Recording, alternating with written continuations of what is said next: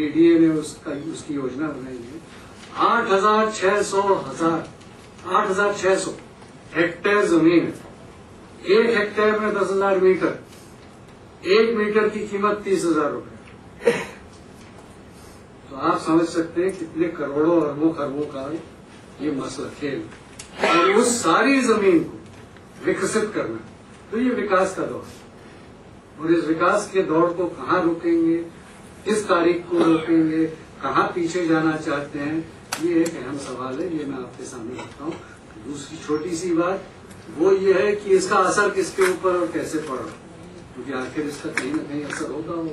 हम जो पर्यावरण की बात करते हैं, एक तो नजदीकी पर्यावरण की बात है कि नदी का क्या हो रहा है, और तमाम आपने तस्वीरें दिखाई हैं कि नदी का क्या हो रहा है, लेकिन नदी के अगल बगल क्या हो रहा है उसके ऊपर भी थोड़ा गौर करने की जरूरत है। क्यों? क्योंकि इसी नदी का पानी आखिर जो उसमें बह रहा है वही नीचे जाएगा, उसी पानी को पंप करेंगे, उसी पानी को पिएंगे, उसी पानी की सिंचाई होगी, उन्हीं नहरों से जो पानी जाता है उससे सिंचाई होगी। तो आगरा तक जो ये मलजल जा रहा है नहर से, और जो वहां के फसलों को सींच रहा है, वृंदावन मथुरा के फसलों को सींच रहा है, वो फसलें आखिर किसी न किसी को तो खानी है। और इसीलिए जो तत्व इस पानी में है वो तत्व उन फसलों में भी है, और आखिर वो आएगा मनुष्यों में। हमने अभी कुछ दिनों पहले इस यमुना नदी के बगल में जो कुएं हैं उन कुओं का परीक्षण किया है। हर कुएं में फ्लोराइड और आर्सेनिक है, हर कुएं में आर्सेनिक। और ये फ्लोराइड और आर्सेनिक रैनी वेल के द्वारा ओखला वाटर ट्रीटमेंट प्लांट में जाता है। ट्रीटमेंट की कोई विधि नहीं, और वही पानी दिल्ली की जनता को पिलाई जाती है। और दिल्ली जल बोर्ड इसके बारे में मूक है, एक शब्द नहीं बोलता। कहता है इसमें आप वो इसकी बैक्टीरिया की बात करेंगे, बैक्टीरिया नहीं है, लेकिन आर्सेनिक और फ्लोराइड तो है, उसका क्या हो। और ये जो यूपी और पंजाब से तमाम कीटनाशक दवाएं आती हैं और उसी नदी में वापस आती हैं, क्योंकि आखिर नदी में ही वापस आना है और कोई जगह नहीं है, तो वो कीटनाशक दवाएं कहाँ जाएंगी, किस हद तक?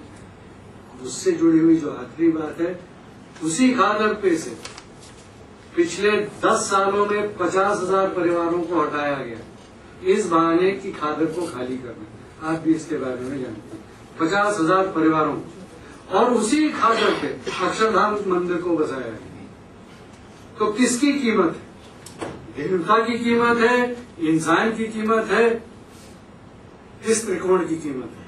इसके बारे में भी केवल पैसे की नहीं। तो अगर पैसों की कीमत है तो स्वामी जी जिस बात को कह रहे थे, उन्होंने असल में त्रिकोण की बात कही है, लेकिन है ये चौकड़ी, ये चौकड़ी है। तो इस चौकड़ी का सामना कैसे करना है? क्यों? क्योंकि ये मामला आपको धर्म और विज्ञान से थोड़ा अलग हट के देखना पड़ेगा कि ये मामला पैसों का, और जब तक इस पैसों के मामले के ऊपर कहीं न कहीं अंकुश लगाने की बात, ये जो विकास के दौड़ में हम लोग भाग रहे हैं कि 8% हमको ग्रोथ चाहिए, जब तक इस बात के ऊपर अंकुश नहीं लगाएंगे तब तक किस प्रकृति को संभालेंगे, किस प्रकृति को बचाएंगे, और किस इंसान को प्रकृति के साथ जीने देंगे, ये एक बहुत महत्वपूर्ण सवाल है। मुझे उम्मीद है कि इस पंचायत में इन सवालों के ऊपर गौर किया जाएगा और उसके ऊपर कुछ फैसले लिए जाएंगे।